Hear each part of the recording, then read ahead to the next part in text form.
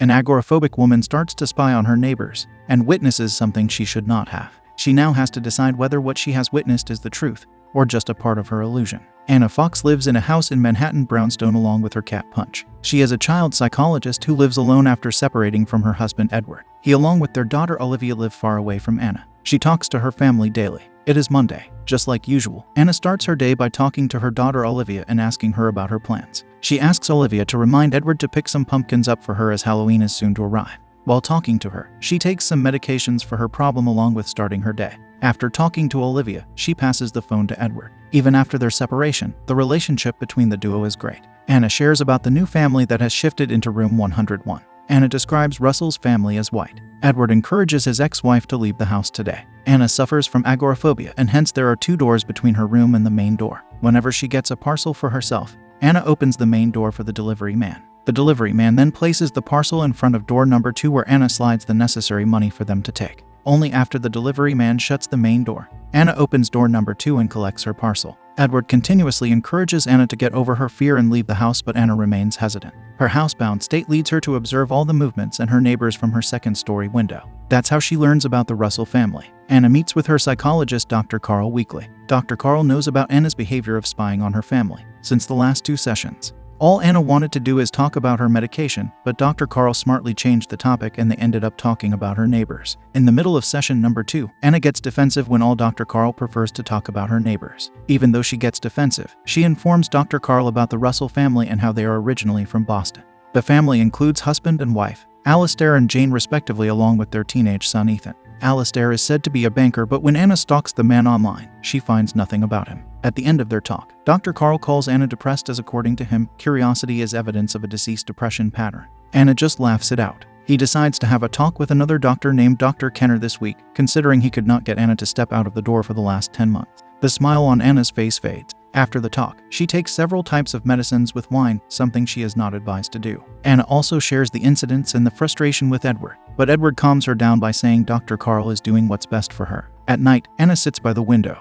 There, she looks through the windows of her neighbors. Neighbor 1 consists of a couple who are sharing a romantic dinner, while neighbor 2 consists of the prayer group. Neighbor 3 includes a boy who is practicing on his soprano saxophone, while neighbor 4 consists of Russell. Just as she is staring outside the window, the bell rings. Anna is startled and her wine glass falls and breaks. She decides to open the door first. The security monitor shows a young boy in a gray hoodie. The boy looked peculiar and Anna could not see his face. Anna starts to talk to the strange boy, who later introduces himself as Ethan Russell. He had visited Anna's house at this time to give candles that his mother asked him to give. At first, Anna is hesitant to talk to a new stranger, but then eventually lets him in. Ethan enters her house and talks to her while playing with Anna's cat. Anna talks about her separation and her 8-year-old daughter, while Ethan says he will turn 16 in 5 months. When Ethan learns that Anna is a child psychologist, he gets defensive and peculiar. He believes no child would need a psychologist, but Anna defensively explains her profession. Things get heated, and to break the ice, Ethan shares that he can see Anna's house through his room window. He stares outside Anna's window and sees his father moving about. Ethan shares that his father is abusive. He has tears in his eyes. After talking for a while, Ethan calls it a night. Before he leaves, Anna says they can be friends. She lets him borrow some movies before he returns home. At night, she watches a movie while drowning herself in alcohol. Tuesday morning, she wakes up with a nightmare. Someone is at her door. Anna opens it and finds her tenant of 3 months, David Winter. He lives downstairs in the basement. Anna tries to convince him to use the basement staircase anytime he wishes to enter, but David declines, saying he wants Anna to know of his presence and not startle her. David helps her with the garbage. He occasionally would help Anna with things like changing bulbs. It is Halloween night, and he asks whether he can get candies for Anna since he knows she would not leave her house. Anna declines to say she would switch the lights off and pretend she's not at home. David leaves for Brooklyn. In the evening, Anna wakes up when she hears thuds. It is the neighborhood children pelting Anna's house with eggs. She tries to stop them from inside her house but fails to do so. She is then forced to open the door, but before she can take a step further, she passes out. Anna wakes up and finds a woman in her house. Anna assumes she is Jane Russell, one of the family members who moved in recently and Ethan's mother. She helped her out when she saw her faint. Anna confesses she is agoraphobic. While Jane looks around, Anna drinks. Jane, being a curious woman, asks tons of questions, but when she does not return any answer, she decides to leave. Anna stops her and they talk. Anna shares about her separation while Jane talks about her son Ethan. They decide to sit down and talk over wine. Anna, who is a little tipsy, takes pictures of her cat Punch with the wine glasses while Jane looks through Anna's medicine.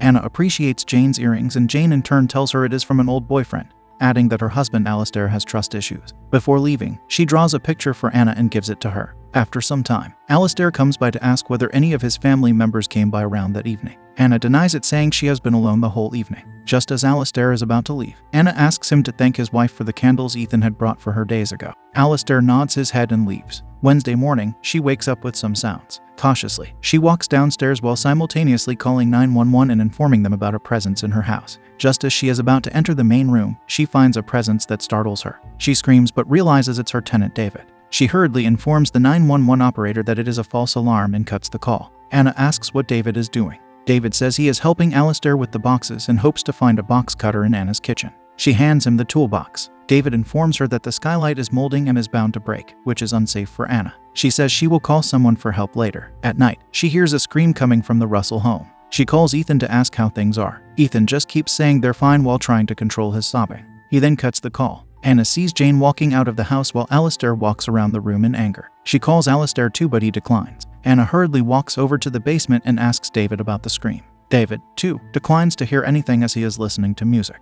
After some time, she decides to remove her camera and place it facing right in front of Russell's window. She waits for a while and then sees Ethan walking toward her house. Anna invites him and calms him down, after which he decides to leave. The next day went by pretty fast. That night, while she tries to find her phone, she witnesses Jane being stabbed to death in the living room. She immediately finds her phone and calls the police. Knowing they will take time, she uses her umbrella and is almost at Russell's door when she faints. She wakes up and finds 2 detectives in her living room. The detectives do not believe her and claim that everyone in the family is fine. She tries to argue, but Alistair enters along with Jane, a whole different woman than the one she met that day. She hopes Ethan supports her, but he remains quiet. Everybody leaves. Anna decides to solve the case, and thus she begins to spy on the Russell family. First, she types Jane's name on the internet and hopes to find a picture of her that could support her point. She does not find any picture of Jane but finds Alistair's office number. She calls his office and asks for Alistair. The lady on the other side informs her that Alistair did transfer from Boston to New York, but not through his company, as Alistair does not work for them now. She goes online to try and find more information, and she finds an article on a woman who died in Brooklyn. The woman's name is Pamela Nazin, and she was Alistair's assistant.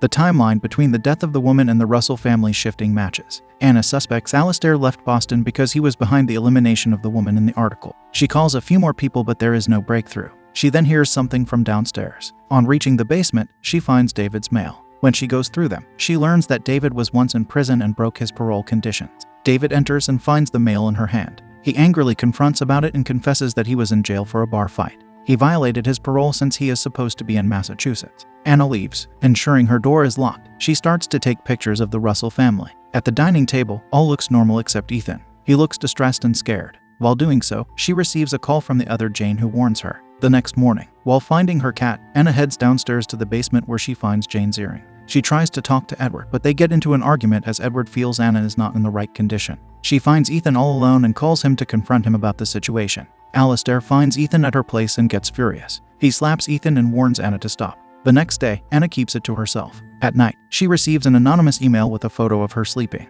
She immediately calls the police. The detectives are joined by the Russells at her place. David soon joins in. Anna accuses David of eliminating Jane as she found her earring in his room. When nobody believes her, she breaks down. The detective reveals that Edward and Olivia died in a car crash that was caused by Anna accidentally. The reason she is agoraphobic is because of the incident. The medicines that she takes have caused her to hallucinate, wherein she communicates with people who are not there. Anna apologizes to the family and promises to stop pursuing her suspicions. Monday morning, she meets Dr. Carl Landy like they do every week. After the counseling, she lays on her bed and goes through her family photos. There, she finds the picture she had clicked the night Jane met her. In the reflection of a wine glass, she sees the original Jane. Anna sighs in relief as whatever she has gone through is real. Anna shows the picture to David. He confesses that the original Jane Anna he'd met is a woman named Katie Melly, who is Ethan's biological mother. Katie has been stalking the family and hopes to get close to Ethan. After learning about it, she asks David for his help. David refuses to help and he walks away to answer the door. There, he is suddenly attacked by Ethan. He confesses about eliminating his mother along with Pamela,